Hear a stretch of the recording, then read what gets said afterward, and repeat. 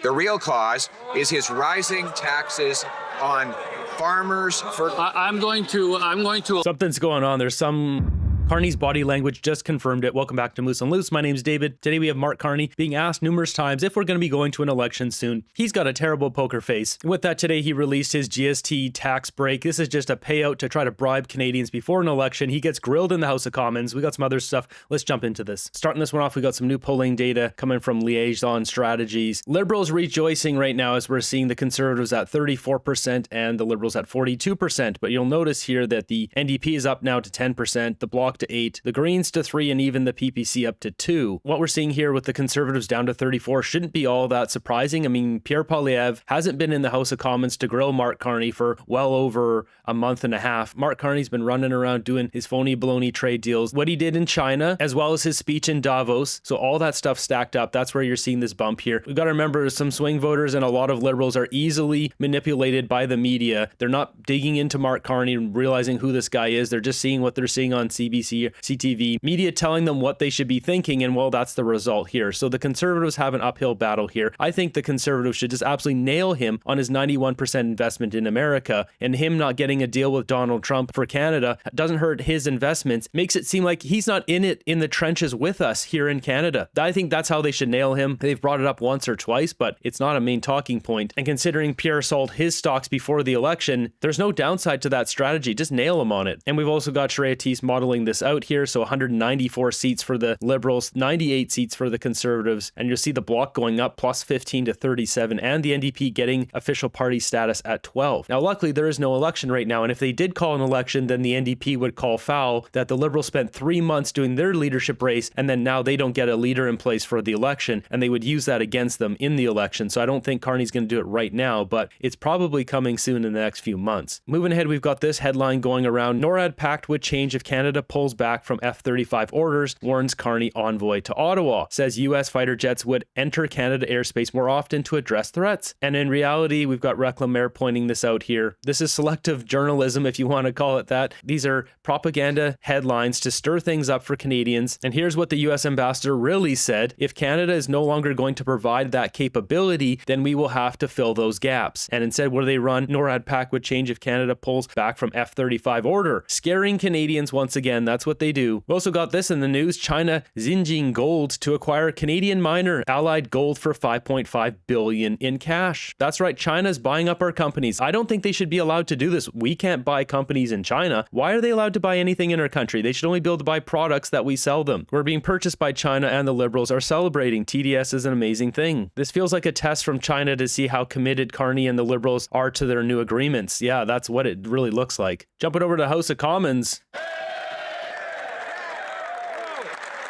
Canadians deserve affordable groceries, but under this Prime Minister's watch, food price inflation is the highest in the G7. It's twice as high as in the States, twice as high as when he took office. He can't blame global factors when it's rising faster than any other G7 country. The real cause is his rising taxes on farmers. I'm going to. Something's going on. There's some crazy lady in here screaming at Pierre while he's speaking. I can't quite hear what she's saying. We need guys. Start it over there.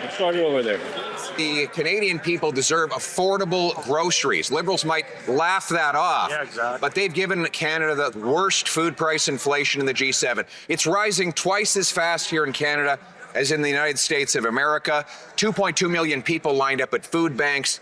And since this Prime Minister said that he would make groceries affordable, the inflation rate has actually doubled. Will the Prime Minister finally reverse his inflationary deficits and taxes so Canadians can afford to eat? Mr. Speaker, we certainly want to wish the Leader of the Opposition well in this very decisive and important week for him. And we know that he will have success at his party's convention. Best of luck. We're rooting for you. The Prime Minister's plan. Best of luck. We're rooting for you. He's slime balls. Stop acting so fake. And where's Mark Carney? What, he has a meeting with Doug Ford, so he's just not going to show up to the House of Commons? He's such a weak man. He can't even show up to Parliament to debate his side, debate his point points against Pierre Poilievre in the House.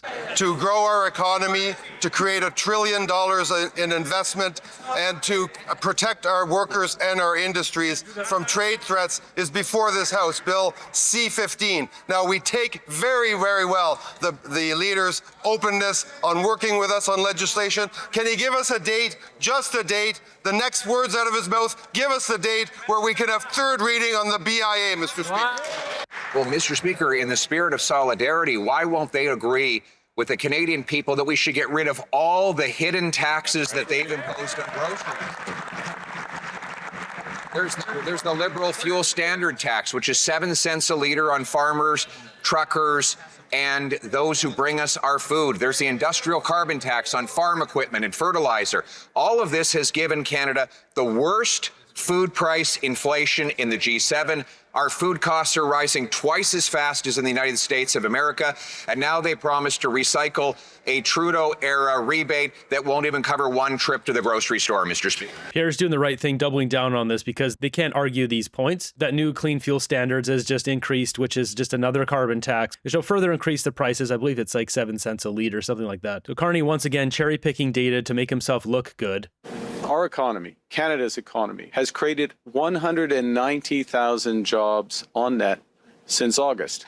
In absolute terms, that's more than the United States over the same period. So this is cherry-picking data. He's basically using part-time jobs, full-time jobs, public sector jobs created by the government versus a very brief period where America's job creation plummeted, and using this to stick one over on Donald Trump. How does this help? What if Donald Trump sees this? How do you think he's going to react? He's going to be pissed off, and that's what he wants. And is that what they both want? I don't know. All the while, Carney's standing here in front of American oranges, American grapefruits, avocados, lemons. This is a complete gong show what we've got here. As this guy's saying, from August 2025 to December 2025, USA non-farm payroll added 74,000. So he is right, but cherry-picking dates to tell a story. As we see, 45% of jobs were public for government, whereas 5% of US jobs were government. That's the problem. And I have verified this comment here. Carney's cherry-picking data, very selective data, just to be able to spew this out. People won't check this at home. They're like, oh, we're doing good, I guess. Yeah, Carney must be the guy. I know that it's a particularly challenging week for the leader of the opposition,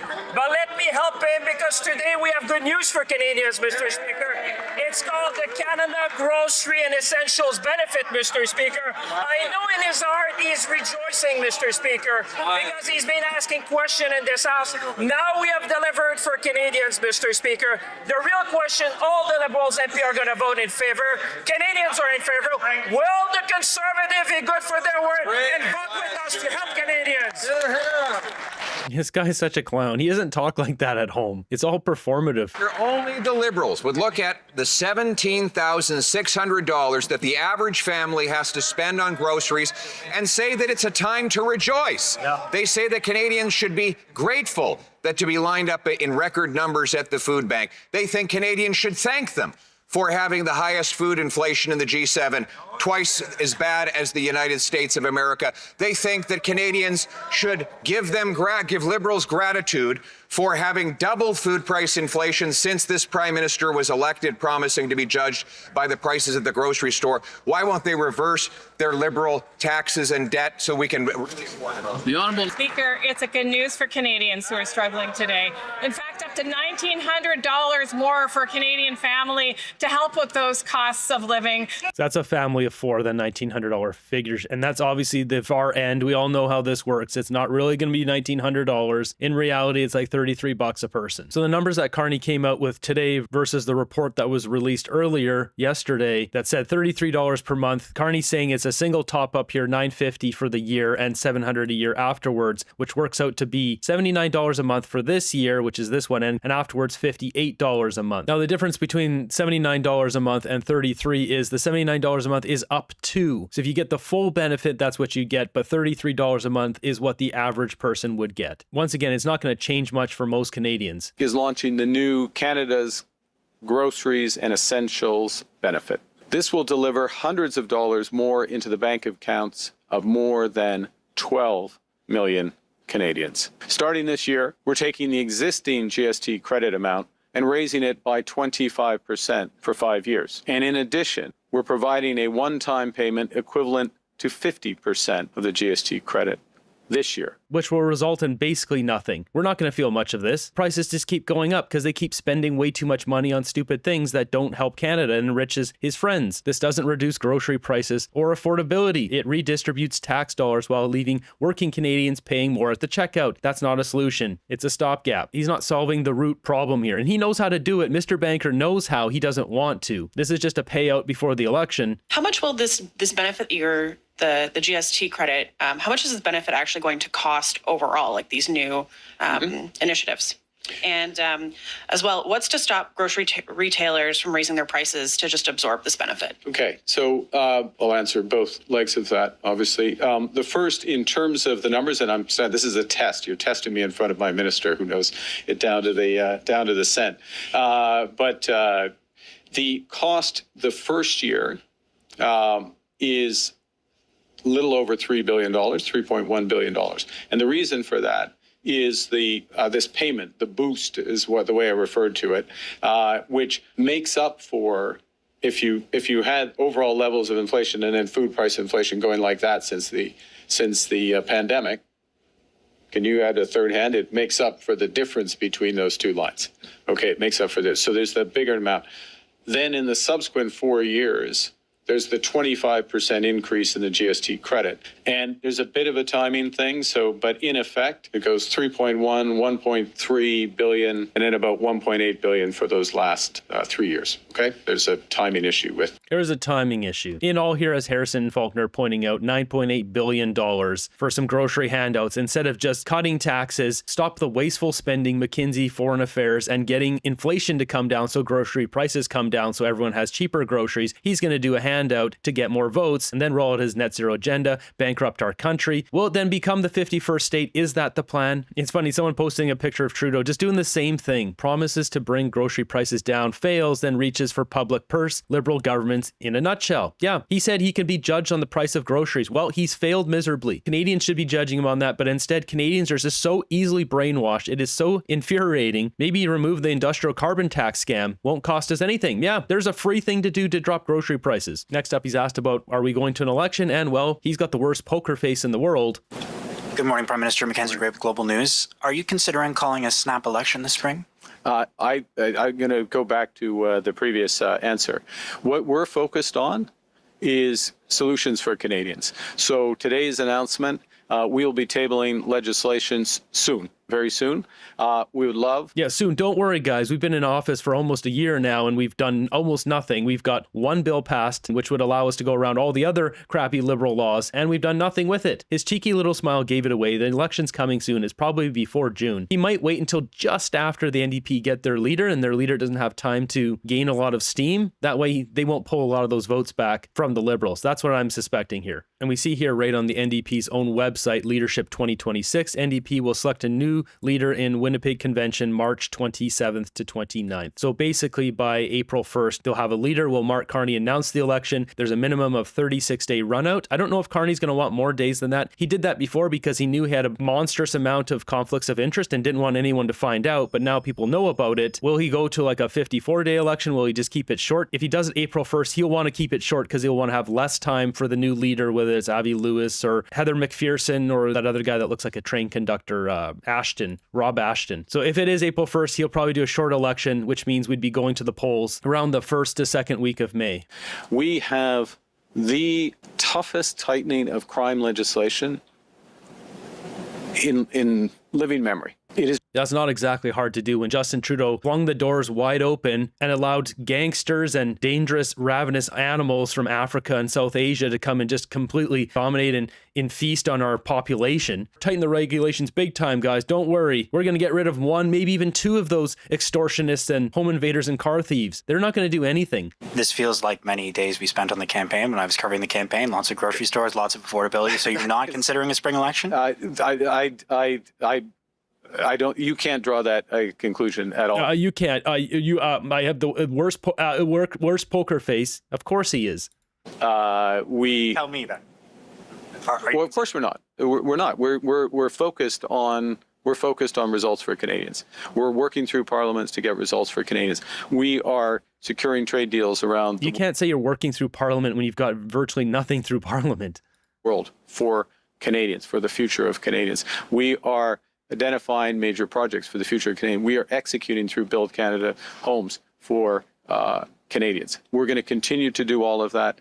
We have the privilege of a mandate from Canadians. And I'll say one other thing, if I may, Mr. Craig.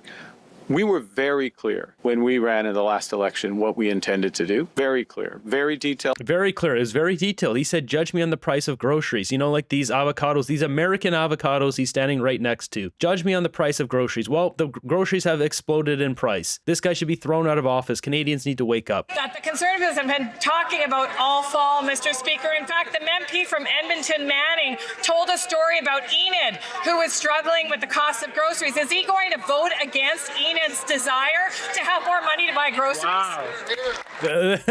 Bringing up some random name, Enid, making it personal like that is a dirty tactic.